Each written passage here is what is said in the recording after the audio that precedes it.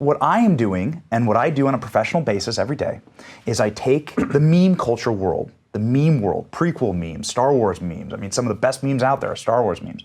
And you apply that to politics, and you are able to get an intersectional point where you can get a young kid or some young person who might know Star Wars but doesn't quite understand what's going on with impeachment, and you can frame it, the world for them, based on Star Wars, and actually bring them into the political process, which is very important. I'm Dave Rubin, and according to the Wikipedia editors, this is the Rubin Report. As always, guys, make sure that you're subscribed to our channel by clicking subscribe over there and clicking that notification bell. And more importantly, joining me today is the Chief Creative Officer for Turning Point USA and meme maker extraordinaire, Benny Johnson. Fantastic. This Perfect. Feels very overdue, man. How has this taken so long to happen? You're a busy guy. You're a busy guy. You're a busy guy, going around the world. Jordan Peterson. It's like, like I cut his IQ in half. You got me. You're half of Peterson's brain. I have a very room temperature IQ. Room temperature IQ? Very room temperature IQ. Very comfortable. Well, I have wanted you on for a while. I'm glad we're finally doing this. And before, normally when I start an interview, I kind of ask people their background, a little framing of the interview. But I thought first what we're going to do is we're just going to throw to this video that you just put up on Instagram. This is this is outside of the impeachment hearings? Yes. Outside of the impeachment hearings, you're asking questions about politics and Trump and impeachment, all through the lens of a little movie called Star Wars. Here we go. Hey everyone, Benny Johnson here at the United States Capitol, where the impeachment trial of President Trump is ongoing. The Capitol has tens of leftist protesters gathered at it, calling for the impeachment of President Trump. Specifically, we're asking them if Star Wars references about President Trump are worthy of having him be impeached. I am the Senate. We're going to see if these leftist protesters believe that the president should be impeached, for instance, of killing a fictional general, General Grievous. Hello there. General Kenobi. I can't wait to hear what they have to say. Let's go find out. Many people felt a disturbance in the force when General Grievous was killed. What do you think about the killing of General Grievous, and why, was it right or wrong? Okay. Nobody's saying that he was a good person. But there are a lot of bad people in the world, and we have laws. Everything what we do with our military should be according to law. I love democracy. With new X-wing technology, though, there's no telling what we could accomplish. I mean, you can get anyone anywhere. Yes, absolutely. Use the Force, Luke. Do you think that it was right or not right to kill General Grievous? Well, it was clearly an assassination. Oh, I don't think so. People are saying that a thermal detonator was used for the assassination, and these are very dangerous weapons. Do you have anything to say on that? You seem to care a lot about this. Technically, I can't tell you. I'm not sure about that yet. Because he's holding a thermal detonator. This is just like the kind of music that was being sang at Mos Eisley Cantina. It's beautiful. General Grievous was killed by the administration, by Trump. They were saying that was illegal. Do you believe in those kind of killings, or do you not? We have a rule of law. If that rule of law says, if I think you're a bad guy, then I should be able to kill you, right? That's not our rule of law. I killed them. I killed them all. Our rule of law is if I think you're a bad guy, I'm supposed to take you to trial and prove that you are a bad guy. That is our rule of law in the United States of America. You can't. He must stand trial. Apparently he was killed with a thermal detonator. This is like concerning to a lot of people. Yep. And the rule of law, either we have it and we need to live by it, both the citizens and our government, or we don't, and we don't give a crap one way or the other. My lord, is that legal? I will make it legal. All right, so that's just a small portion of this video that you put out there, and I think now my audience understands why I wanted to throw that before we do anything else here. Now, that one gentleman at the end did make a good point. Should we not have taken General Grievous in and put him on trial? I mean, he was the leader of the Separatist Army. He had just taken over from Count Dooku, who's a horrible human being. It's a good point. Yeah, I mean, it's true. Who knows? I mean, if it was the Obama administration, definitely would have taken him out with a drone, would have never seen it happening. You know, he could have even been an American citizen. Would have been, boom, General Grievous gone. When you do these videos, because I know most people watching them are going, oh, come on, he must have had to go to 1,000 different people to get the 5, 10 First 5 guys. First 5 people. Not a single. I kept asking about General Grievous, and you can see in the video, I keep like pushing him, like people felt a disturbance in the Force. It's very much a dark side to have this technology with a thermal detonator and X-wing technology to kill this general. No one, nothing. I even say later in the video that Trump should just execute an Order 66 and dissolve the Senate, and then he can just get rid of this impeachment fiasco. What does this tell you about these people? Before we get to the Star Wars element of it and why Star Wars memes really do work, what does this tell you about a lot of the activists that are out there and people that are, you know, purporting to know everything about politics? I'm not even talking about these 5 people specifically, but these people that are just out there protesting all the time. And then whenever you see them challenge, you know, Crowder's really good at this, they just suddenly know nothing. Yeah. So the purpose of a video like this is never to actually make fun of anyone. What I'm trying to do is to show that there is a bankruptcy when it comes to the understanding of why we are impeaching this president. Why are these people actually out there protesting? Every person in the video is protesting for Trump's impeachment. Yet even when asked if they should impeach Trump for killing General Grievous, which was my question, should we impeach Trump for killing a fictional Star Wars villain? They said yeah. And so what I am doing, and what I do on a professional basis every day, is I take the meme culture world, the meme world, prequel memes, Star Wars memes. I mean, some of the best memes out there are Star Wars memes. And you apply that to politics, and you are able to get an intersectional point where you can get a young kid or some young person who might know Star Wars but doesn't quite understand what's going on with impeachment, and you can frame it, the world for them, based on Star Wars, and actually bring them into the political process, which is very important. So what is it about Star Wars? Because I meme the hell out of Star Wars, probably only second to you, right? And there's something particularly about the prequels that the memes just, you know, how does democracy die with thunderous applause, and I am the Senate, and all of those lines, they seem so powerful right now. And it's like, what do you think it is about Star Wars specifically that leads to this? Where other movies, you can meme some things from other movies, but not like the endless amount from Star Wars that just feels right for the moment all the time. Star Wars was, if you rewind the clock back to George Lucas, he based the Empire on Nazis, and he based the rebellion on fighting Nazis. And so for people like us particularly, you were able to find these moral threads that you can pull out of the basic Star Wars story. The evil of oppressive, overarching, brutalist government, how it tries to squash hope, how hope must rise in order to fight that greatest evil, which is an oppressive, overarching, massive, usually by emergency powers government that can take over all of our lives. And that is the truth that this was based on. And I think it hits at a human truth. Truth that goes all the way back to our founding, and much of the Renaissance good that comes from the idea that man is man, and man wants freedom, and man has liberties that should not be corrupted and oppressed by a government. Well, it's funny because even though you're doing it in a funny way there, we could talk about the idea that should the Jedi have captured Grievous, he was the leader of the Separatist Army, right? So he was an insurgent.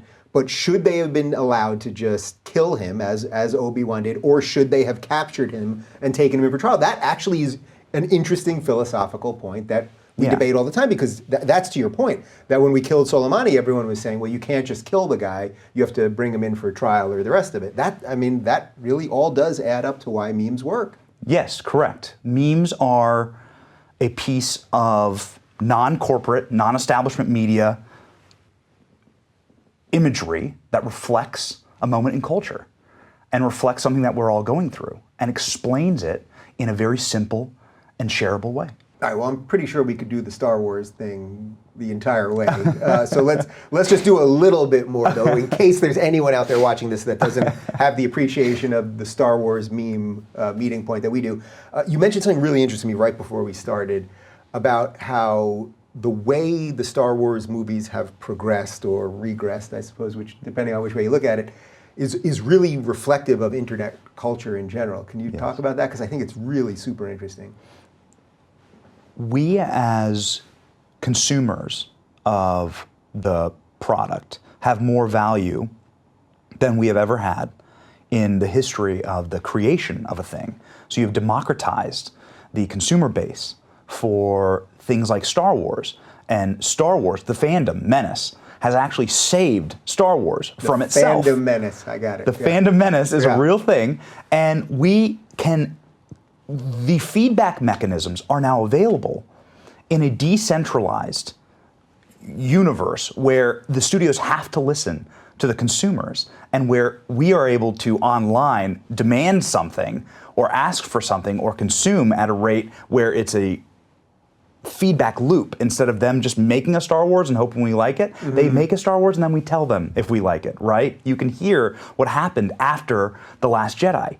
And the studio heard it, and then desperately JJ comes in to try to fix it. And there are 4 to 5 different moments in The Rise of Skywalker where they papered over what Rhiann did, and that's because of the response online. And so this mechanism can actually make you more powerful than studios producing these things. And the general, I love democracy. The democracy of the fandom is actually a wonderful thing. Palpatine would be very proud. Palpatine would be thrilled at internet trolls, basically. It's really interesting, though. I mean, that concept is actually kind of cool because, studios come out with certain things that often are not good. And I think the best version of this in terms of internet culture is the all-female Ghostbusters. It had nothing to do with it all being women, but it was a patently terrible movie. Yes. And then the audience goes crazy, and then you get the next layer of this, which I want to talk to you about, which is suddenly the media that runs protection for bad movies, right? Yes. And then starts attacking the audiences. And that's what happened in Ghostbusters. We saw that happen in Last Jedi too, where they say it's all angry white male trolls who hate Last Jedi or hate Ghostbusters, and it's racist Trump supporters who hate these things. And it's the media then attacking the fan base at, I don't know, is it at the behest of the studio, or is it just because the whole machine just kind of works like that, or what? I think it has everything to do with what's going on in society right now. I cover politics, but the election in 2016 was precisely this bubble. The same thing that happens with a Star Wars movie or Ghostbuster happened in 2016, where you have a group of people that are so insulated in their own virtue signaling and woketivism and slacktivism, and they must insert that into everything in their lives, and it blinds them to understanding what an actual normal consumer wants. And so then you have the rise of something, a real anger that the things that we cherish are being destroyed. And one of the last few good things out there was Star Wars. And from both sides, you have this kind of yelp, this anger from the base when we watched The Last Jedi and realize that it's now just a serving dish for someone's political worldview, and you must eat it.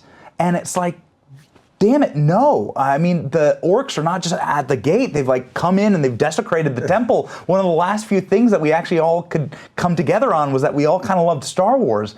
And then that's destroyed, and you're going to get backlash. This happened in 2016. You got the election of President Trump, and this is happening now when it comes to our entire culture, whether that be Star Wars or Ghostbuster or national politics. What do you think about the idea that because big studios now run so much of our entertainment, that also has fed all of this? Like, the Star Wars posters look exactly like the Marvel posters. Right. You know what I mean? It's always the same thing. The big guy in the middle, it's Iron Man in the middle, or Rey in the middle, and then everybody else smaller after. And they look exactly the same. Like, the branding is the same. The messages start becoming the same, that we don't have new stories anymore. And I said to you right before we started, I hate to say that in a way, because it's like, I want these stories to continue, and Mandalorian was totally fine, and I want more out of this, but it's also like, we need something different. Like, the world has moved on from George Lucas having to look at World War II to then create these characters, you know? Yeah, and that is something that think people are very much hungering for on a national level. And you're watching now people running for, speaking of news stories, I mean, look at the number of people who've never been in politics that are now running and winning and becoming very, very famous. I don't Not like all great, not all AOC, great, though. Yeah. right? I don't like AOC in the squad. Yeah. I think they're going to wreck the country if you give them power. But listen, they have become heroes now because there's a new story, there's a new narrative out there. And of course, the opposite of that would be, multiple people who have never had any experience on the conservative side of the aisle running for office and following a Trumpian model of I am the outsider. And these new stories, the idea that there's a new story out there really gravitates, it really brings people in. And again, you have a president who's pretty much our version of that, elected outside of the media bubble, outside of the groupthink that occurs inside of the Acela corridor between DC and New York. And the groupthink said every Marvel poster looked alike, every poll looked exactly the same in 2016. Every poll. Hillary Clinton, remember the Huffington Post? 98% chance Hillary will win, right? Take it to the bank. You've seen the same compilations I have. And so it's like every poster looks the same and people start rejecting it and wanting a new story. And now you have arguably, very easily, the most powerful man in the world, the President of the United States, has been elected because people were so desperate and hungry for a new story and rejecting the same stuff that's been forced on us for decades. All right, so before we go too far into the Trump thing, and I want to talk impeachment and how this is all related to media and all that, now let's go to where I usually start the interviews, which is how the hell did you get into this whole thing? Like, what brought Benny Johnson to sit here right now and talk to me about Star Wars? I was raised in Iowa, and Iowa's a magical place where you can really see candidates up close. You get to, one of the things that we force every candidate who wants to be president to do is eat pork chop on a stick. You want to dehumanize someone. I mean, you really want to break them down to their core elements, right? Like, force someone like Hillary Clinton to eat a pork chop on a stick in a 120-degree humid day in the middle of the Iowa State Fair. Remember that picture of Michelle Bachmann eating the corn dog and Romney trying it? Like, Romney was one of the worst ones. No one looks good eating a corn dog. Yeah. No one looks good eating a sweaty pork chop on a stick. Yeah. Did you grow up going to those fairs and going to the straw polls and the rest of it? Yeah. So you got to see the real human being behind the politician. You got to see like little quirks, little things of them. Like, they would take, as a young guy in politics, I was just in student government at my college and at my high school. You would get taken out to Subway by a Mitt Romney, right? He would take you out to Subway. You get to watch the man eat his Subway sandwich. You get to see the human side of the politician, and it was something that was always lacking because they always came off as such a stiff veneer, right? When you see him on stage. And so I began to really gravitate towards telling stories differently for the political class and inside of the political bubble. And that began a career in making viral content about politics. I've done this for now over a decade, and I've always wanted to bring and mesh the worlds that a lot of young people understand, which is the cultural world, and mesh that in with politics so that people understand the political world around them, because quite frankly, that's the most important thing you can understand as an American. So as an Iowa guy, is it shocking or strange or backwards, or is it the way it's supposed to be that in just a few weeks, this straw poll, which seems so antiquated and ridiculous in so many ways, is the thing that is going to set the next 8 months in motion, really? We're just in the lead up. We're in preseason right now still, even though it all feels crazy. But the straw poll starts this whole thing, and someone could get momentum out of nowhere, and if Biden does really bad, he's no longer the front runner and the rest of it. Does that seem crazy to you as someone that grew up in Iowa? It's like the various gladiator feats of strength, okay, to get there. Federalism. I mean, it's one of the last cherished things of federalism is that every state is different. And the way that this was supposed to work is every state was supposed to be their own actual governance, and the states wouldn't have even come together and signed the Constitution if we didn't write, as a libertarian, this, very firm grounds of federalism that each state was unique. Iowa's, which we're washing away very quickly. Very quickly, horrifyingly. Yeah. Horrifyingly so.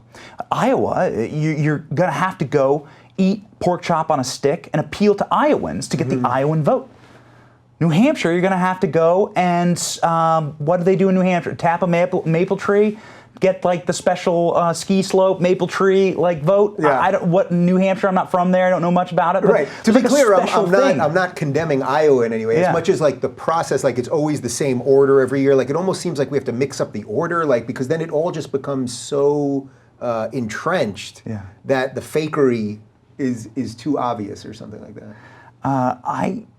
I don't know much about why the process is what it is. I know that every I don't think votes. anyone knows at this point. Yeah, you know. But it is special that you have to go and you have to earn the vote of a specific group of people living in a specific state and appeal to them. And I love that process. I think it's great. Yeah. You want to make a crazy prediction out of Iowa? I was going to ask you some predictions at the end. Yeah. So you really? Bernie. So are you feeling this thing right now? Because there does seem to be like a certain momentum for Bernie right now, like that the mainstream media has really tried to take him out. Now, again, I know you and I were not fans of his ideas, let's say, but the mainstream media has just been going after the guy relentlessly. And Warren tried some stuff, and women aren't going to be elected, and the rest of it. But do you feel like he's just got this thing, whether the DNC wants it to happen or not? Yeah, and Joe Rogan, one of your colleagues, one of the people who are so special in this decentralized media industry, kind of said it the best, which is the guy's just been a communist his whole life, and he's just told everyone about his communism forever, and that sort of authenticity is really valuable now. Authenticity is the currency of the internet. People know if you're being fake, and people know if you're putting on a show. And when someone like Bernie, who's just an old crusty communist, who has just been an old crusty communist his entire life, honeymooned in the Soviet Union, let's not forget, when he comes into an age that's internet-centric, then his authenticity really shines through, and people really gravitate to that. It's the same thing that brought a lot of people over to Trump, and it's this thing that is really, I think, driving the boom right now for Bernie, that is putting him now up ahead double digits in New Hampshire, up ahead almost double digits in Iowa. I think that like I am the same guy that I've always been is something that is more attractive now than ever. Well, that's the funny thing about the Rogan endorsement. It's like just saying that someone hasn't changed isn't in and of itself so great. But I get you. There's a consistency there, I suppose, that people like. But you may have all the wrong ideas within that. Yes, but authenticity. I mean, people will gravitate towards something authentic more than ever today, and it's because we've been trained to do this based on what we like on social media, the authenticity that we see into people's lives, and we now have access into everyone's life. People can figure out what Dave Rubin likes. People can follow you on social media and see the things about see what I hate. Yeah, and see what you love and what you hate, and they can tell if you're an authentic person. And we are now demanding that inside of our politicians, and like it or not, that's part of the reason why people just adore the President of the United States right now, is because there's no lying with him. You're going to hear his unvarnished opinions, regardless of whether you love them or not. You're going to see directly inside of his brain and what's going on, and you're going to find that out through his social media and through Twitter. And that's what endears so many Americans to that. We've been trained to want that. All right, so how the hell does Trump understand all this stuff? I have asked a million guests this. Everyone has their own theory. But how does Trump get the meme wars, the edgelords, the trolls, the Russians, the whole damn thing? How does Trump get it? I think you have a little insight maybe into what he's thinking, or you've been around him enough and the turning point world. Trump has always been a creature of the media. He's always very much understood media. And every era that he's lived in, from the 70s, 80s, 90s to today, he's understood media and how people consume information. Where is the audience? And he's always understood audience. Now, you have to ask yourself, if you're talking about the modern media landscape, what is a media company?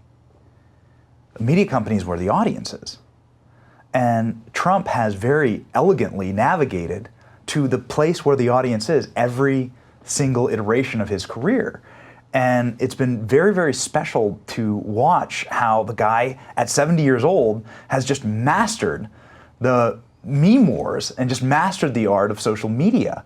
And a new generation of kids that's where they are. That's where they're getting their information. Do you think the world was just waiting for someone like him? Like it didn't actually have to be him, but that because of everything you're talking about and the way that things have changed and we've watched mainstream media crumble and the internet rise and all that, that it was gonna be somebody to do this reckoning and he just happened to be the guy? Or do you think that that really is unique about him, the way the lens that he views the world because of the way he survived media over decades and all that? Yeah, I think we're living in the golden age of memes and politics, and Trump has brought that about.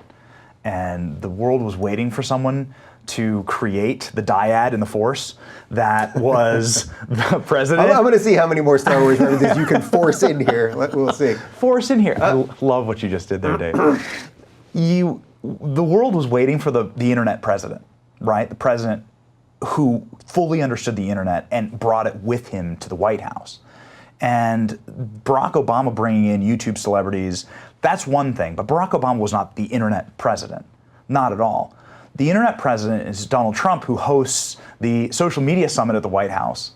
I had the honor of being invited to it, and you walk into the foyer of the White House. I mean, famous, it's been in all Hollywood movies, it's, you know, from the time of Lincoln, and there are huge memes printed out on boards, hanging in the grand foyer of the White House, Dave. Like, this is the world I've been begging for my entire career. You walk around, you look, there's a meme, and there's a Game of Thrones meme, and they're all there, like hanging inside of the most sacred house in America, right? The most cherished and valuable piece of real estate in the country is the White House. One of the most recognizable places on planet Earth is the White House, and here are memes hanging inside of the grand foyer of the White House. Yeah. This is actually the internet president. I think it's really fundamental that Trump gets audience. He understands where an audience is. And right now, today, there has been a dynamic shift in where people actually are, and where people are platforms, and where they want to get their information are platforms and from influencers. And Trump is the biggest influencer out there. So the last time that we actually saw each other in person was at the Turning Point Student Action Summit about a week before Christmas, a couple days before Christmas. I spoke that morning. You were sort of the MC of the whole thing, right? You're shooting T-shirts into the crowd and you're getting everybody going. But you didn't warm up the crowd for me that morning. Well, I don't know what you were doing that Saturday morning. I wasn't going to bring this up. I don't know what happened. I did okay. That's not even the point. I did just fine. The point is that I spoke in the morning, and then Trump spoke later in the afternoon, and then when he spoke, it was the first time that I ever heard him speak live. And it did help crystallize one thing for me, which is how the media takes an hour-and-a-half speech that he gives and how they really extrapolate whatever they want out of it. Because there's a moment that I'm sure you remember where Trump gets up there and he goes, I know more about windmills than anybody. I've been studying windmills my whole life. And then he goes on this riff about windmills. Now, obviously, he doesn't know more about windmills than everybody. Obviously, he's not studying windmills. But he makes some interesting points about how they build windmills and all of this other stuff. But then I saw it happen. So he does the speech, and he's sort of basically like a comic, and he's working the room, and he kind of goes off script and then comes back. But then it was the next part, and this is where it all kind of crystallized for me, was then later that afternoon, what do I see? Of course, Vox, Media Matters, the rest of it, with all of their headlines. Donald Trump claims he knows more about windmills than anybody. Donald Trump claims he's studied windmills his whole life. And it's like, did he say that? He did. Is that in context? No. Do you understand sarcasm? No. Yes. And it's like, when you really see it that way, it did shift the whole thing for me, to actually be there and then see the headlines. Yes. There is such a thing as sarcasm, humor, still in the world. It's not literate. It's not literal. Literal. Right. Often not literate. Often not both, actually. Yeah. But a good meme is something that that is funny, that uses humor or uses pop culture to connote a greater truth about the world around us. And Donald Trump speaks in memes. That's what a lot of people I don't think understand, is that this era was actually made for him.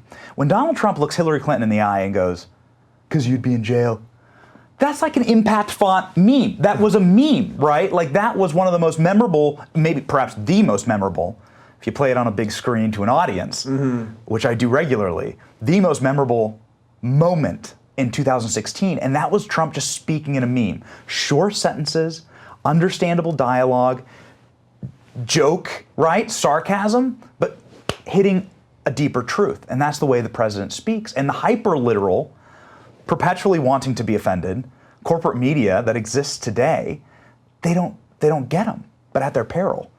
Because Trump is speaking the way that the internet speaks, and the way that consumers speak, and the way that the audiences of the future speak. And the audiences of the future want to get their information from memes. I give this speech around the country. Tens of thousands of students around the country I speak to every single year. And it's a huge privilege of mine to do that, but I ask them with regularity, where would you prefer to get your information? Raise your hand if you want to get your information from a meme. If you would prefer it in that form. And thousands of hands go, I'm telling you, Dave, thousands of hands go up from the students. I take a cell phone out of my pocket. I do this thought test all the time. Take a cell phone out of my pocket, put it on the table, and I say, this cell phone is yours. It's free. You can get it free of charge. One rule, coded in to the actual iPhone, brand new, is that you can only download one app to get your news and information from. What app do you download? I ask kids this, doesn't matter if it's 50 kids in a small room or 500 kids or 5,000 kids, it's always the same. I'm guessing the answer is Twitter, right?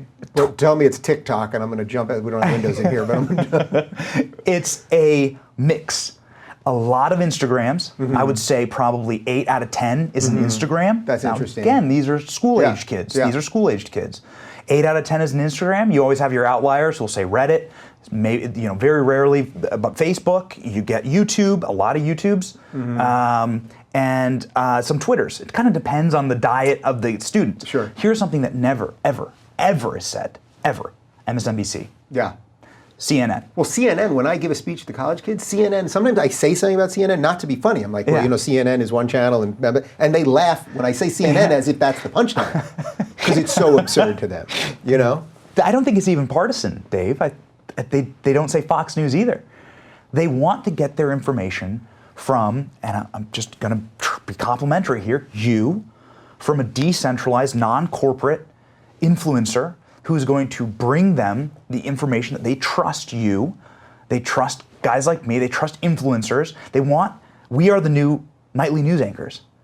Our memes are our new news program, right? And the new broadcast network are these platforms that they can follow us on and see more of a dimensionality of us and the world around them. And that's how they prefer to get their information. Isn't it amazing? So obviously I agree with you in the broad sense there. It's like all the mainstream media then had to do was sort of incorporate some of us, and instead of trying to destroy all of us, which is what they chose to do instead, right? They decided to say we're all bigots and racists and all the rest of it, and try to crush our jobs and crush our reach on top of big tech and everything else. But all they had to do was bring on a couple guys. ABC, all they probably had to do, or forget ABC, CNN, 6 years ago, your phone could have rang and they could have been like, can you be the guy that takes us into the new thing, Benny? And then maybe they wouldn't be in this situation. And yet, that tells you about the archaic nature of the machine. There's an industry story about Blockbuster's valuation and Netflix's valuation. You've seen the same chart that I've seen. Blockbuster could have buried Netflix for a decade of Netflix's existence. But instead they chose to laugh at them. And they said, we're Blockbuster? You're going to mail those things to these people? Right. No one ever wants a DVD in the mail. This is not a problem. And now we are looking at 2020, and Netflix is winning Golden Globes and may win Oscars this year, right? And isn't there one Blockbuster? There's one left in Alaska. It's in Alaska? Yes. Is that right? Yes. That's hilarious. And there's this inflection point where your industry gets overtaken, and people no longer need gas lanterns. They have Are you light worried bulbs. about that, though? Does any level of that worry you?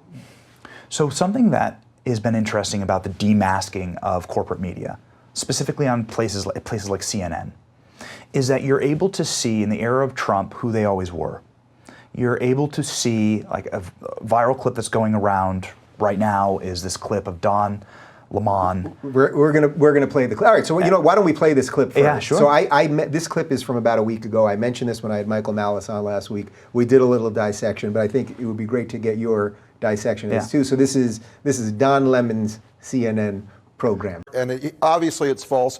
And look, he also knows deep in his heart that Donald Trump couldn't find Ukraine on a map if you had the letter U and a picture of an actual physical crane next to it.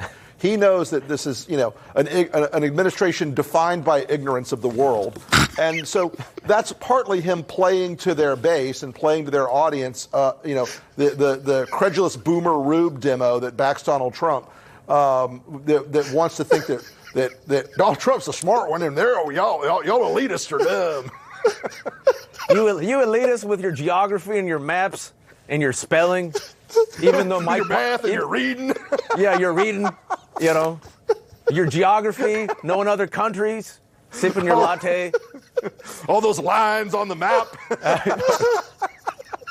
Only them elitists know where Ukraine is. Sorry, I apologize. But by the way, oh my God! But you know what? But it was Rick's fault. I blame Rick. But in all honesty, blame you know what Rick. NPR should Why do? not? Sorry, hold on. Wait. Can I tell you give me a second. Hold on. Sorry. That was good. Sorry, Rick. That was a good one. I needed that. It's so deeply fake. The laughter is fake. Nobody's laughing that hard at that joke. The banter is fake. The whole damn thing, fake. Right. News. So someone said fake news somewhere at one point. Fake news. So why should you be? That rightfully makes a lot of people angry. That clip. But why you should be encouraged by that clip actually is that it happened a week before it really went viral. Mm-hmm. So few people were watching Don Lemon's show that no one even noticed. Yeah. They were just screaming into the abyss. They were screaming into the woods. The tree fell and no one heard it. And I know for a fact, because I can pull the Nielsen ratings, that good videos that we make at Turning Point get more viewers than CNN's entire nightly lineup. This show, Dave Rubin's show, gets more viewers per video than many headline news shows on CNN. A good video with you and Shapiro and Peterson will get more viewers than CNN's entire ratings the whole week. For a month, probably. Yes, correct. In some cases, yeah. And so what is this inflection point? It's really special. It shows the one thing that is so important in media is audience. Where is your audience? Who has it? And where's the audience going? And the fact that that can happen and no one even knows that it's happening because so few people are watching this news show. Let's remember, it's make you sick to your stomach. That's a news show. Yeah. That's listed as that's in the CNN news lineup, Don Lemon's show. Yeah. I know you don't say it Don Lemon, but it makes him angry, so it's funny to say. That's how depressing it is. And if you're looking, young people are not watching that. The clip would have gone viral instantly if people had actually been watching the show. But what do you make of the cognitive dissonance of these people? The same people who said the deplorables, thus thrusting Trump to victory, are now doing that, making fun of people's accents, making fun of people's education, all of those things. Yeah. When it's like, what? Let's say these people let's pretend for a moment that they're less educated and that's why they're voting for Trump. Aren't you supposed to be a good lefty who would want to help educate these people? I mean, the smugness of it is, I think, the most, I get the media side of it, but it's the detachment from what they purport to believe politically or philosophically that I find more disturbing. So that's going back to authenticity being the currency of the internet. People want to know where their information is coming from. I am a conservative. You are a libertarian. People understand that who are tuning into this show. And that's okay.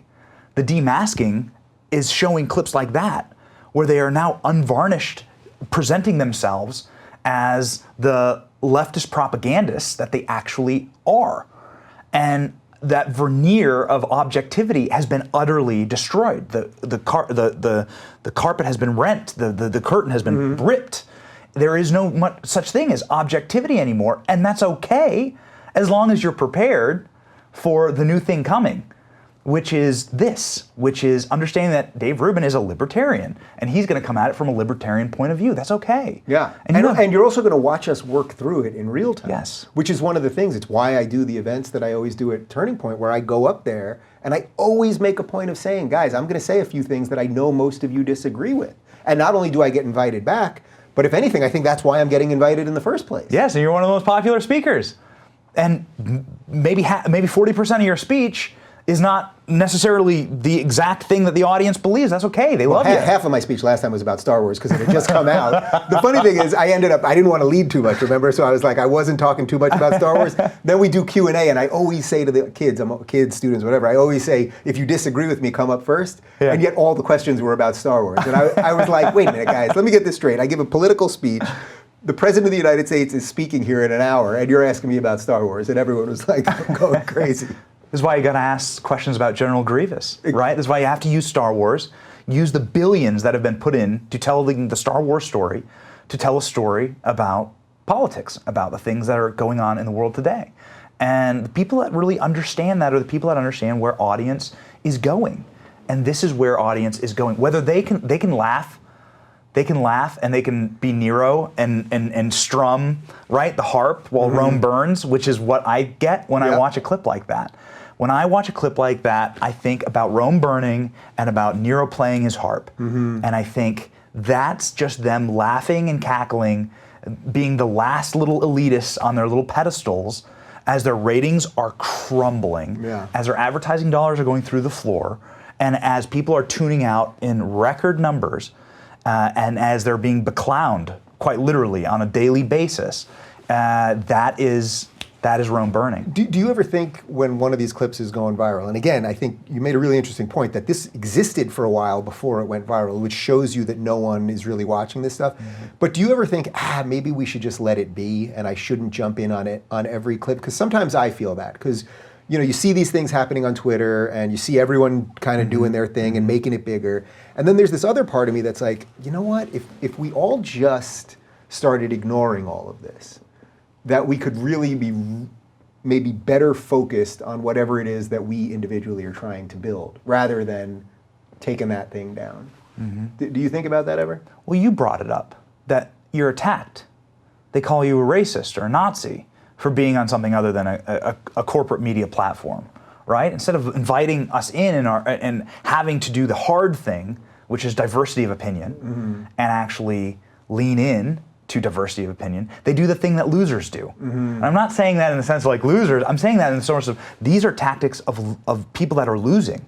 They're losing their base and they're losing their cultural war. And when you see them cackling about Trump supporters and mocking accents and Southern accents and things like that, mocking people's careers and jobs, that's the tactic of a loser. That's not the tactic of a winner. That's the tactic of a losing side that's attempting to score cheap points on someone who's already defeated them. Right, like who are you bringing over when you're doing that? Does anyone watch that and go, oh, these guys, they really get it? Like, I guess, there's the sliver of the base that's in on the joke or something like that. But do you get anyone that they would want to bring over to them? I am thrilled when liberals slide it right into my DM and talk about how much they hate me and my content. And this happens, of course, you know this happens on a minute-by-minute basis. But if my content is reaching them, the Star Wars video pisses off a ton of people, right? You tricked them into thinking General Grievous was killed in Iran. You also piss off the Star. You're ruining Grievous's good name. Of course, like everyone knows reasons, thermal detonator wasn't used to kill General Grievous, right? Like, what are you thinking? If I can just bring you into the conversation, if I can just bring you into the conversation and we can start that dialogue, that's a huge success for me. So as a conservative and a relatively young conservative, are you kind of shocked? Relatively. Relatively, I don't know. You want to say how old you are? I'm 33. I'll leave that up to you. 33. I'm ancient. But for a conservative, you know what I mean? I thought if you listen to MSNBC, conservatives are supposed to be stodgy old white men. Yes. So as a relatively young conservative, though, are you shocked how sort of wide the conservative tent is becoming right now? Yeah. Well, I mean, look at conservative heroes, right? Viral heroes. Let's start off. You have Ben Shapiro. Like, he comes from a very specific and very unique minority worldview, right? With Orthodox Judaism. You have Candace Owens, coming from a very specific, very, very, like a worldview that is almost dynamic to itself, right? Like you're not able to mix people like Andy Ngo, who's doing the best reporting on Antifa, Scott Pressler. The young roster of conservative heroes is so diverse. It really is gives you hope for the future. I work with Charlie Kirk every single day. I know he's been on this show. Yep. And it's amazing to think, like, my God, he's 26. So something interesting happened a couple months ago. There started to be this like rise of what I would say are genuinely sort of far right people that were going after Charlie, going after Turning Point, showed up to my events, probably showed up to things you were doing. And one of the things that I was super impressed by was the level of fight that I saw people on the right fighting these people. Yeah. Where what I see on the left, and my audience knows how I feel about this already, obviously, that the left, there's nothing too far left, right? Ilhan Omar's not left enough, and Sarsour's not too left, and you're never too left or bananas to be associated with on that side. Yeah. But the right does set limits. Yes. And I think that was Yes. pretty damn impressive. I say by you guys because it was a real attack on Turning Point. Yeah. And it didn't, and you guys fought back, and I would say won in whatever the hell. Shapiro was there to help. I mean, Ben gave, I think, a very Churchillian speech, right, to really like break it all down. Charlie did this multiple places. They This went was after suddenly, you. it was a sudden group of like, I would say Yeah. like real race-focused Yeah. nationalists, something like that. I think that's what separates us from the left, though, is having the courage to say, you're not part of our party. We disown you, right? We disown you, and these views we do not want inside of our tent. Yeah. By the way, did you see that? I'm sure you saw it, that Stelter clip on CNN where they show these like race realists protesting Donald Trump Jr. with Charlie on stage with him. Yeah. They're attacking Trump Jr. Trump Jr.'s fighting against the racists, right? The Yeah. guys that are screaming about all this stuff. Yeah. And then CNN says Trump Jr. is fighting against the conservatives. Like it was something like the real conservatives or something like Right. that. To imply that real conservatives are racist, and somehow Trump Jr. was sort of the good guy, or like it's all so confusing. It's too confusing, but it's very basic in its element, which is that if you are a racist or if you are an anti-Semite, you have no quarter in my movement. Those are things that I don't play footsie with, and we will disown you. And if those are the things if that's your worldview, then that's not going to be part of the movement that we are creating. It's as simple as that. CNN can try and conflate that, and people can try and conflate that all they want, but it's just really clear. And when you lay out the words that are being said and what is being said, it's really stark. But it takes bravery to do a thing like that, and it also takes a little bit of moral courage. And it'd be really exciting to watch that type of a disownment of anti-Semitism and of the views that play footsie with or just openly embrace terrorist regimes and anti-Semitic tropes to happen on the left, to happen on both sides. Isn't this one of the few things we should agree on, Dave? Well, that's why the thing that happened with Rogan was so crazy. It's like you've got lefties screaming that Bernie has to disown Joe Rogan, but he doesn't have to disown Linda Sarsour. He Yes, doesn't have to correct. disown Ilhan Omar. Or Rashida Tlaib, who's out on the campaign trail with him, out on the campaign trail with him on a regular basis, someone who says the Holocaust gives her a calming feeling. Yeah. This is just shocking that Rogan is the guy who needs to be deep sixed. Yeah, we got to take Rogan But out of this crew, we're all yeah. going to embrace Michael Moore, and we're going to, literally communist Michael Moore, communist AOC, and open anti-Semite Rashida Tlaib and Ilhan Omar. Let's shift a little bit to this impeachment thing. Have you heard about this? You heard that something's going down? You know what's funny is that I live in D.C. I've lived in D.C. for 10 years. I made my bones in Washington, and I like being close to my subject matter, right? Yeah. It's very important to understand how these people tick behind the scenes. So I have a very firm pulse on D.C. and Washington and how it works. I pride myself in this. I set myself in.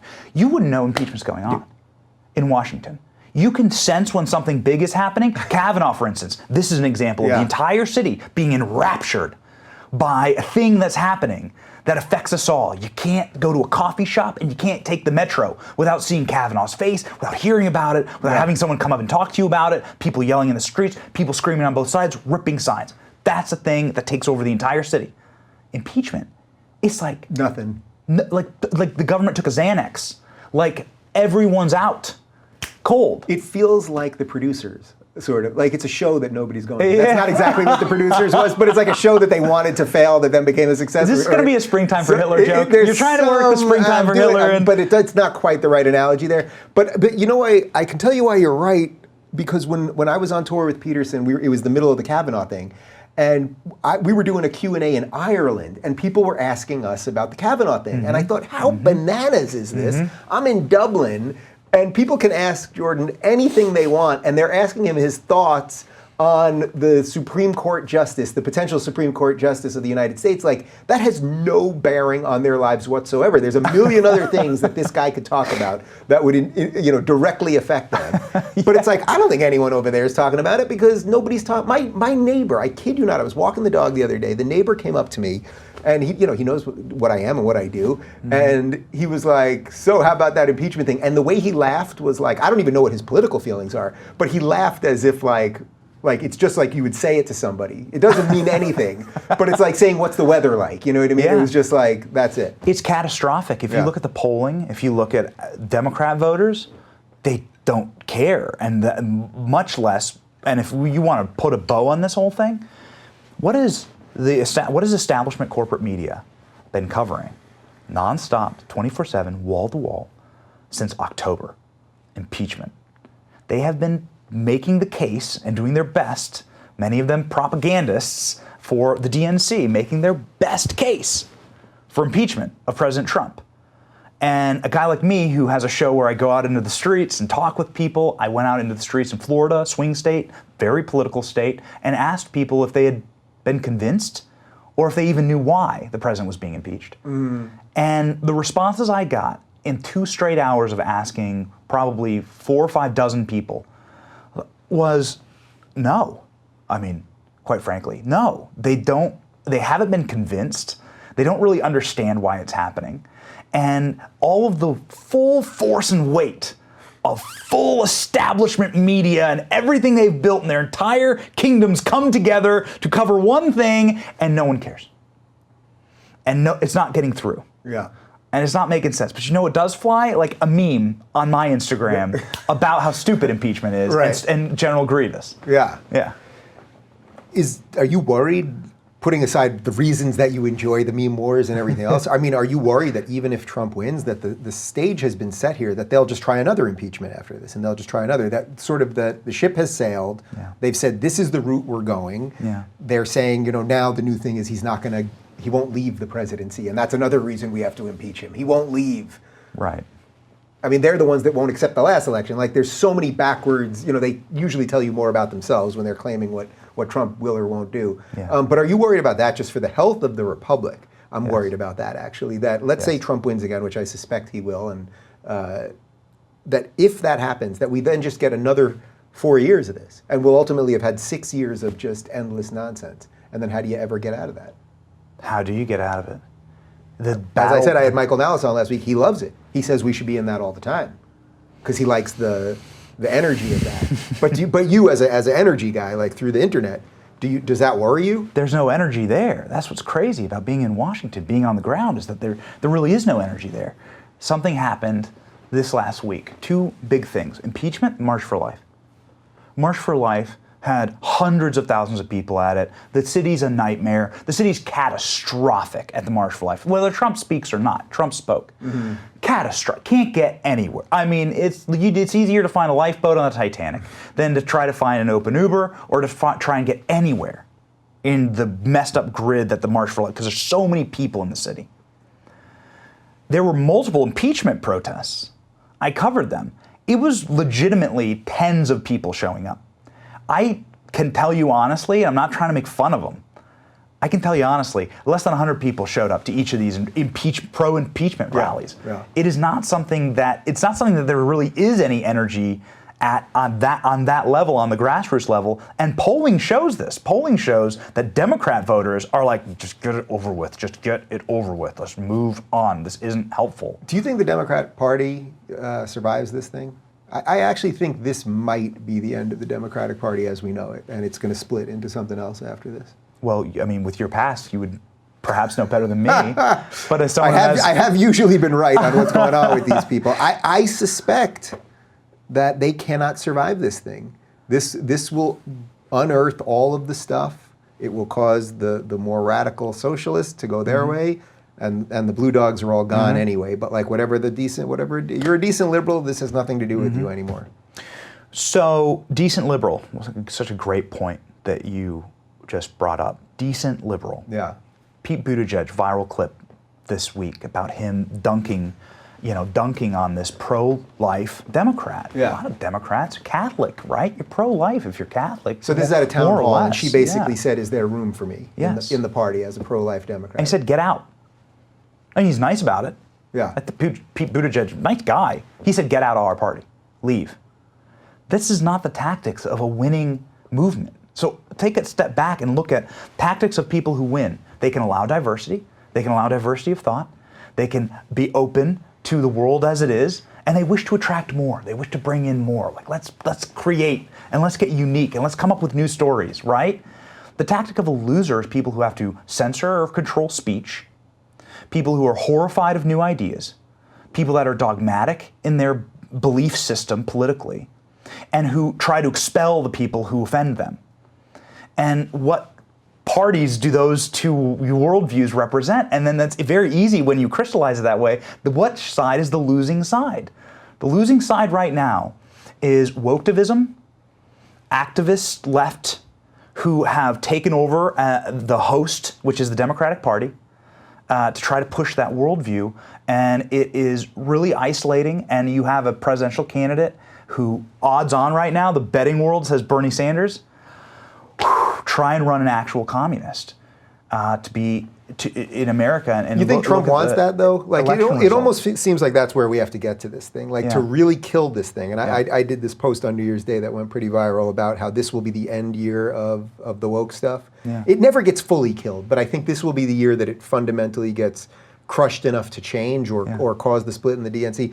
But it seems to me that if you get the Trump-Sanders thing, then we can sort of everyone can just put all their cards out on the table at that point, right? Yeah. It's basically capitalism versus socialism. What do you want, people? Yeah. And the entire world will, by the way, be voting for Trump because no sane person in any other country wants America to become socialist. No. No. Yeah, that's hard to explain to people in America for some reason. This is why there's open warfare right now in Bernie. Open warfare. Democrat establishment are full of people who are investors, who are very wealthy, who have made money off the capitalist system, and they do not want to lose it all. They do not want to give it all away. Have I told you my crazy Bloomberg theory? Yeah, my crazy Bloomberg theory is that Bloomberg is running as an insurance policy to ensure that Trump wins. I know that sounds nuts, but the idea being that if Bernie gets it, Bloomberg runs so that he can get maybe 5% of the decent Democrats, the old school liberals, thus making sure that Bernie loses, because for as much as Bloomberg hates Trump, he at least likes capitalism. Yes. I know that sounds nuts, and he likes trade with China. He likes trade with China. He likes that trade lane being open. Yeah. And Bernie does not. I'll tell you, if Bloomberg does not get the nomination, and if he does not become president, he can still.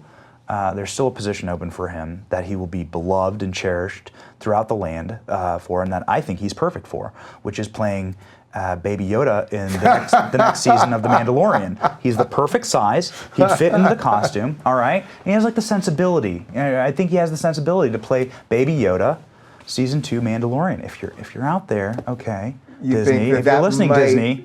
Yeah. Yeah. That might be a possibility. He'd be great. He's a small guy. So cute. Yeah. I know nobody likes being in the prediction game, but so you think Trump's just going to run away with this thing like gangbusters kind of? I'm an optimist, right? But I'm also a realist, and you live in D.C. long enough, you get real beaten down as a conservative in D.C. over the last couple cycles, and then you look at the actual data that is being produced right now from swing states, from the general electorate, and the same things that have always been true are true still today, in the sense that people won't vote against a thing that helps them. The American economy is doing better than it's done perhaps in the history of this country. There is a lot of data to support that, and that certain groups that are typically have a rough go are doing better than they have ever done in the history of this country, and that people will not vote against their own interests.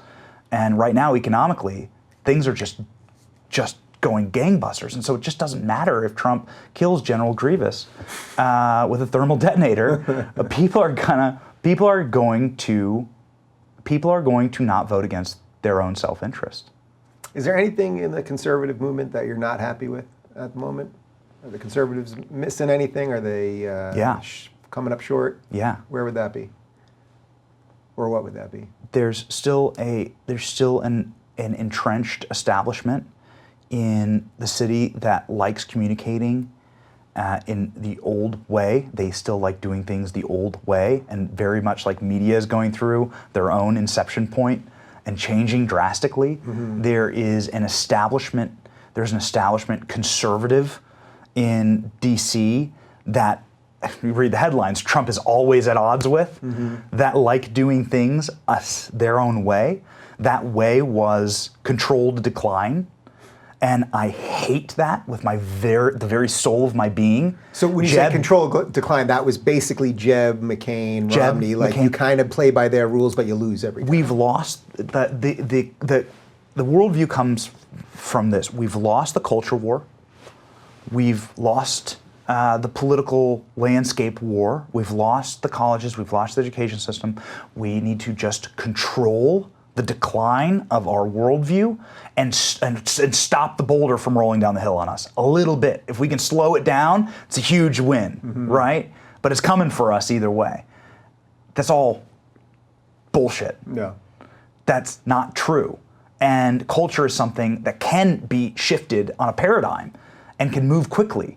And if you play it right, and if you speak the language that the new audiences of the world are speaking, then you can be the person who creates the culture and who really does paradigm shifts. I mean, look at what Kanye is doing right now inside of his industry. Dr. Dre is going to produce a Christian album with Kanye. We could do a whole show on like all the dimensions there, but my God, that's a paradigm shift. And that happened with Trump, where for the first time in my lifetime, and I was born in the last years of Reagan, first time in my lifetime, it wasn't about controlled decline for conservatism. It wasn't about giving up and just stopping the boulder from crushing us. It was about, no, we will move the boulder back up the hill. And we can put this boulder back up on the hill and put our enemies, put the opposing side on their hindquarters and roll it down on them and make them fight us for territory. And so it's this, I know it's a meme, Dave, I get it, but it literally is winning and losing. I like winners, they're losers. It really is winning and losing. If you come at it from a standpoint where you haven't lost entirely, I love that. And guess what? That's what young people are attracted to. Young people are attracted to people who win. They're attracted to winners. They're attracted to optimism. They're attracted to your show for these exact reasons. And may rest in peace, Kobe Bryant. I mean, the guy was a winner in so many aspects of his life. And he exuded that optimism. And he loved America. I found this old viral clip of him talking about being... I shared it. It's amazing. On Team USA. And it's amazing. He was even asked, this was a couple of years ago, he was asked, like, is that cool to say America's the best country in the world? It's like, it's cool for me. People are attracted to that, right? And there's thousands of people down at the Staples Center right now because that attracted people. And for the first time in my life, conservatism kind of has that. Like that winning sensibility with all of our new heroes and with this new Avengers cast of conservatives and the way that we are conquering the internet. We are destroying the left on the internet. We are winning the meme wars. Like, it's not the Clone Wars. Like, we are winning the meme wars. The left can't meme. They cannot meme.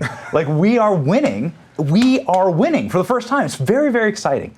And so the people who like controlled losing, I don't like that about modern conservatism. Sorry for the long answer, but like I really feel passionate about this. Dude, that's how you end an interview. No apology necessary. For those of you who are not on Twitter, you might want to follow @BennyJohnson just for the memes, but you put them up on Instagram and all those other places where the kids are too. It was fun. We'll have to do this. Maybe we're going to have to write a new Star Wars story together. Oh my God. Is that where this all heads? Yes. Yes. I want to... With Bloomberg as Baby Yoda. With Bloomberg. With Bloomberg as Baby Yoda. Has anyone done that? I mean, has anyone made that where you put Bloomberg's head on Baby Yoda and done a little video? I mean, here, I'm handing you something. Okay, I have to go. I have to go You do have that to right now. get the hell out of here. That's going to be right. That's going to be the next thing I post. That's going to be the next meme. All right, we're done. Bloomberg is Baby Yoda. If you're looking for more honest and thoughtful conversations about politics instead of nonstop yelling, check out our politics playlist. And if you want to watch full interviews on a variety of topics, watch our full episode playlist all right over here. And to get notified of all future videos, be sure to subscribe and click the notification bell.